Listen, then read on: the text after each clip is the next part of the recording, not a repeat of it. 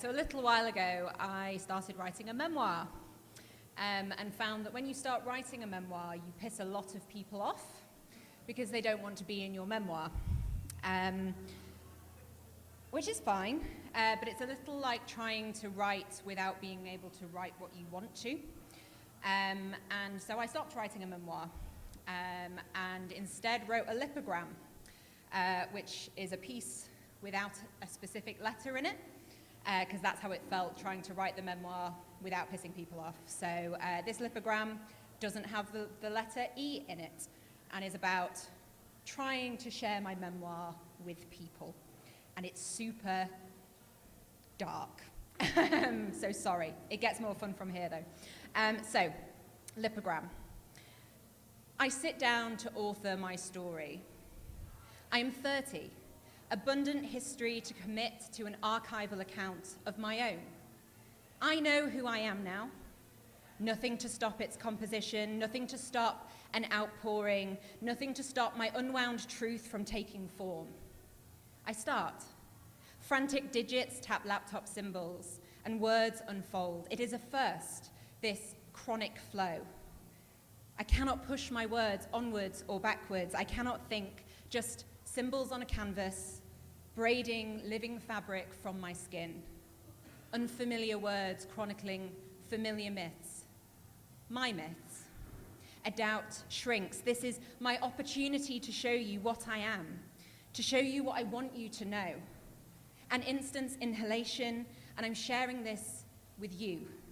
Sharing my words in anticipation of your dismay or your gracious admonishing, your soft confirmation, your adoration, hoping only for your validation. But no, pouring through my words, boring dark pits in my skull with your scrutiny, you cast it off.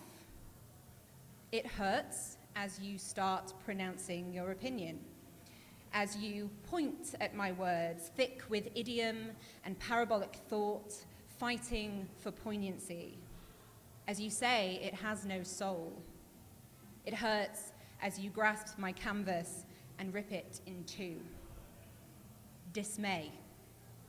I know how it looks. I know I drip words and words with inklings of hurts unsaid and missing truths. Vacillating, I am laid on, I am masking scars, masking past I ams.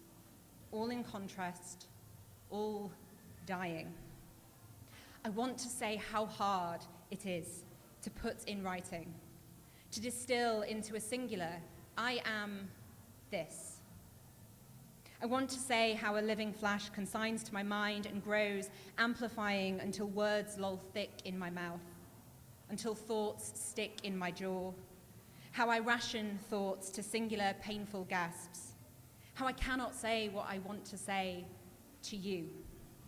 Frost crawls in, but I will try again. Thank you.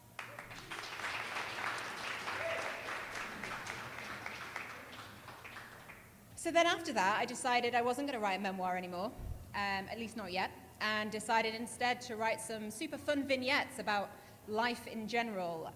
So I don't know if this lowers the tone or at least changes the tone, but I wrote a vignette about being diagnosed with IBS. So sorry, you know what's coming. It's called Another Flare-Up. Age 29, I am diagnosed with irritable bowel syndrome. There are so many things I can do with irritable bowel syndrome. I can expand my lexicon to include words like gastrointestinal, probiotic, and flare-up, which help me talk about my bowel movements without describing my shit. I can clutch my stomach at a social event I'm totally done with and watch my friends nod and say, of course we understand, because no one wants to know which kind of abdominal problem I'm dealing with. I can explain to a family friend on a fortnightly call that the syndrome is fine, thank you. And yes, she did tell me about her friend with a daughter whose daughter also has it, but their symptoms are far worse than mine, so really I've come off quite well from it. I can listen to my mother clarify to her friends that I'm not pregnant, I just have gastrointestinal issues, so I'm not drinking at the moment, while I nod slowly like a Victorian waif and sip my not gin and tonic. I can also say yes to my 12th drink of the night and wake up the next day feeling totally fine. I can learn it's caused by stress, decide to minimize stress by planning better, make a to-do list, put 42 things on it, realize I have no time to do the 42 things, get more stressed, add right to-do list to the bottom, and cross it through. I can lie in bed on a Thursday morning thinking about the to-do list, but feeling too exhausted to do anything on it. I can read the long list of food and drink that might or might not be a problem for little vegan me. It includes tofu and beans and broccoli and mushrooms and chickpeas, and processed food, and fibrous food, and too many carbs, and too much fat. I can discover there is a company selling IBS-friendly meals to save me the hassle. I can curse the company for capitalizing on my gut's inability to function. I can cook fresh meals with the perfect amount of butternut squash and a thumbprint of teriyaki sauce and the right green vegetables and retire to bed with a clenched fist gut 15 minutes after I finish eating. I can order a slab of processed not meat on white bread and fake cheese and barbecue sauce and onion rings, and hey, let's add fries and several sauces. I'd prefer ranch if that's okay. And do you know what, get me a side of avocado wings deep fried. I can have a Diet Coke as well and be totally fine. I can eat a delicious Peruvian meal on a holiday in Madrid and throw it up at 2 a.m. while my ex-husband listens through the nan's neck curtains, thin walls of the Airbnb.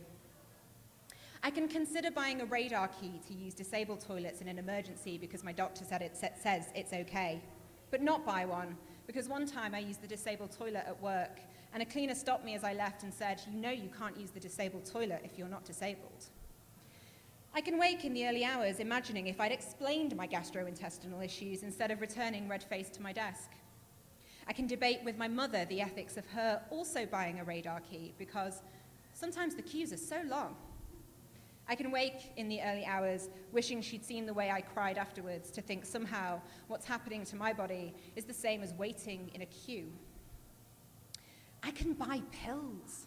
So many pills that you should only buy when you've been diagnosed with the syndrome. Pills that make the bloating stop, but the side effects are diarrhea, and pills that make the diarrhea stop, but the side effects are constipation, and pills to make the constipation stop, but the side effects are bloating. I can buy pills that ease all the symptoms at once. But guess what? Excessive consumption may cause laxative effects, and honestly, who the fuck comes up with this shit? I can buy pills that make me fall asleep quickly, so I just don't have to think about all the other pills.